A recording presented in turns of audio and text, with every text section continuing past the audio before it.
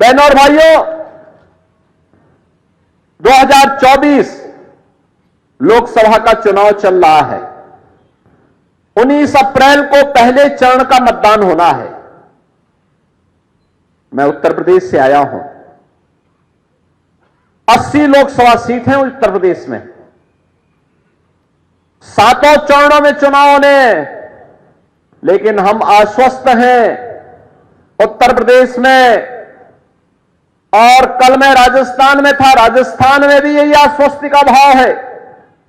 उत्तर हो, दक्षिण हो, पूरब हो, पश्चिम हो, पूरे देश के अंदर एक ही भाव है। सबके मन में एक ही भाव है, एक ही आश्वस्ति है।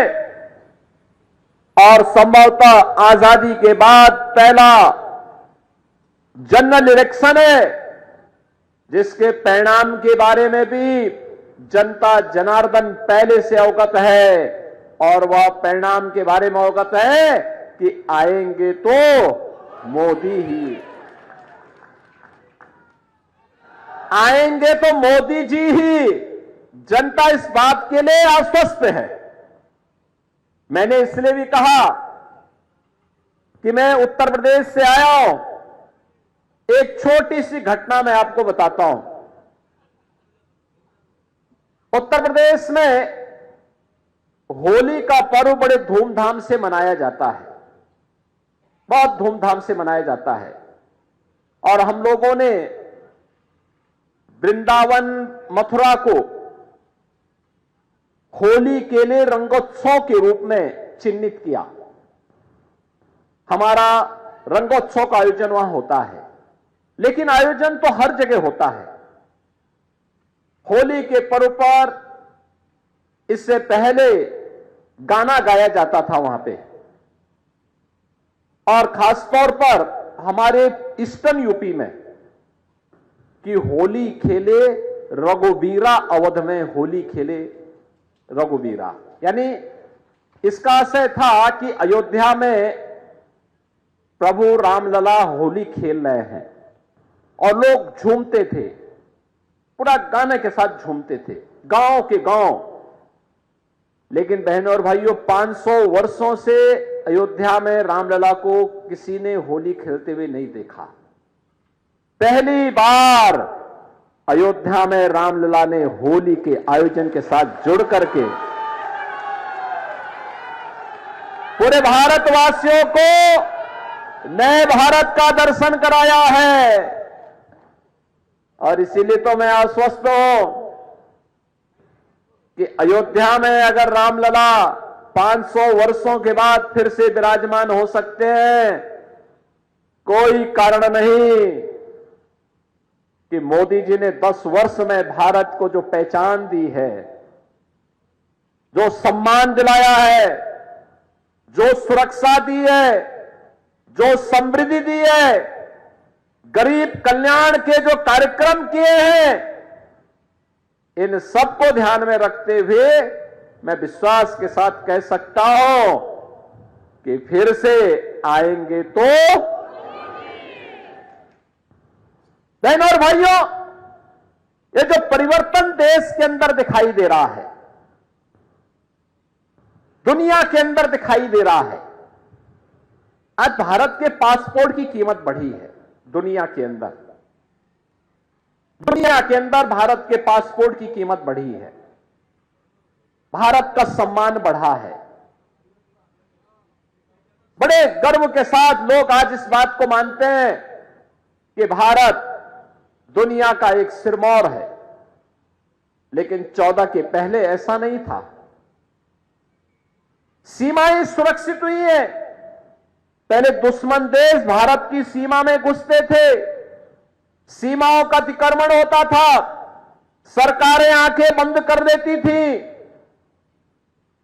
अब कोई सीमा का अतिक्रमण नहीं करता है। मैं तो 4 दिन पहले ब्रिटेन के एक प्रतिष्ठित समाचार पत्र द गार्डियन को पढ़ रहा था।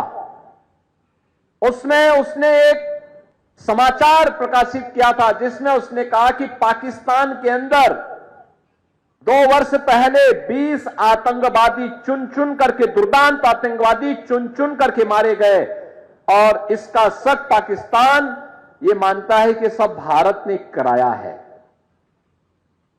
यानी इसका मतलब जिस पाकिस्तान में मुंबई विस्फोट के अपराधी वे आतंकवादी छुपे हुए हो, उस पाकिस्तान में भी अब आतंकवादी सुरक्षित नहीं है। अब दुनिया भी इस बात को स्वीकार करने लग गई है। दुनिया ने भी आतंकवाद को एक समस्या मान लिया है। जो लड़ाई भारत की है, उस लड़ाई में दुनिया आपके साथ खड़ी है। ये चीजें आज दिखती है कि किस ओर भारत ने जैसे जो किया, दुश्मन भी अब भारत की सीमाओं का अतिक्रमण भी नहीं कर सकता, और देश के अंदर आतंकवादी गिरोह कोई आतंकी वारदात करने का दुस्साहस भी नहीं कर सकता। आप देख रहे होंगे ना कि कहीं कोई घटना, अगर स्थानीय स्तर पर कोई पटाखा विस्फोट हो जाए तो पाकिस्तान पहले सफाई देता कि नहीं हमारा हाथ नहीं है, बोलता है ना। और नहीं तो पहले पाकिस्तान सीना तान के बोलता था। आज उसको मालूम है अगर वो करेगा तो मोदी जी का नेतृत्व में जो सरकार है ना, ये पाकिस्तान के अंदर घुस करके ही उनका काम तमाम कर देगी।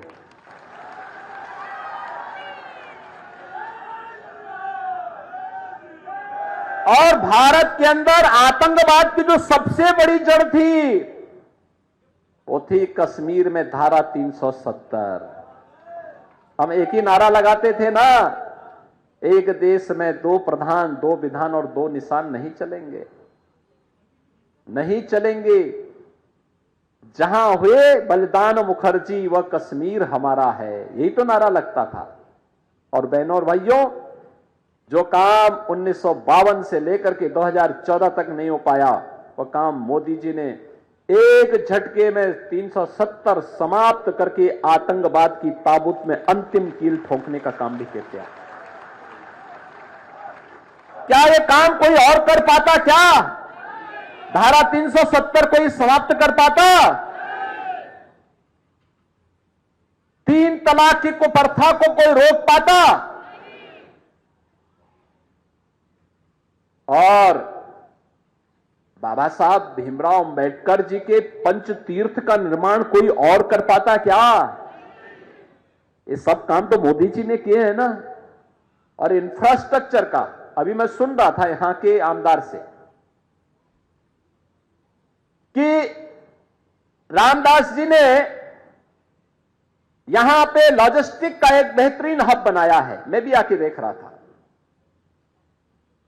बहनों और भाइयों, ये काम भी मोदी जी के नेतृत्व में गडकरी जी ने और रामदास जी ने मिलकर के कितना बेहतरीन वो बनाया है।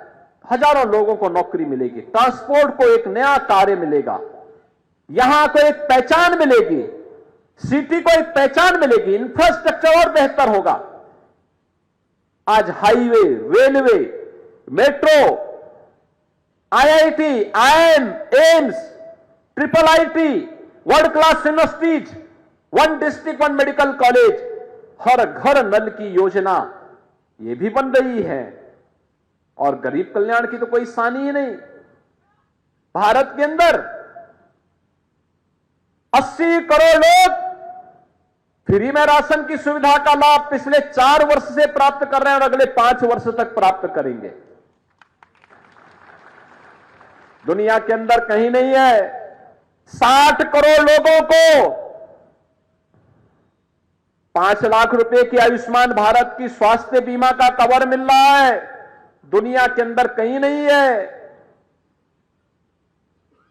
12 करोड़ अन्नदाता किसानों को प्रधानमंत्री किसान सम्मान निधि का लाभ मिल रहा है। दुनिया के अंदर कहीं नहीं है, अकेले भारत के अंदर है।